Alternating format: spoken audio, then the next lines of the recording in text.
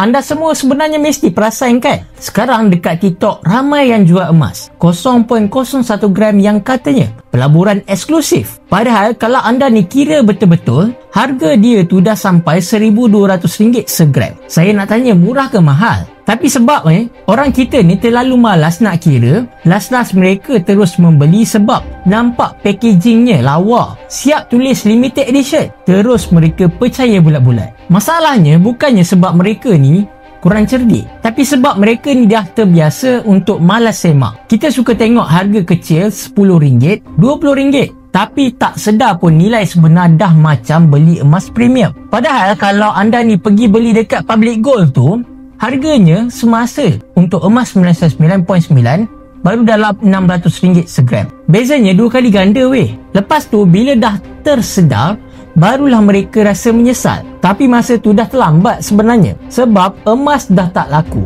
tak boleh jual balik, dan yang paling sedih, rasa malu dengan diri sendiri sebab kena tipu bulat-bulat. Oleh sebab tu tuan-puan, saya selalu pesan, saya selalu cakap, kalau nak simpan emas, pastikan beli dari tempat yang sah dan telus. Macam mana? Macam dekat Public Gold lah, yang harga dia ni ikut pasaran dunia. Anda boleh semak sendiri, tak ada pun markup yang pelik-pelik. Jadi kalau anda betul-betul nak belajar cara kira dan elak kena tipu, save dulu video ini. Nanti saya akan sharekan cara untuk tengok harga sebenar tentang emas. Atau terus je isi beg biru dekat bio saya akan tunjukkan step by step untuk buka akaun dengan cara yang paling selamat di Public Gold.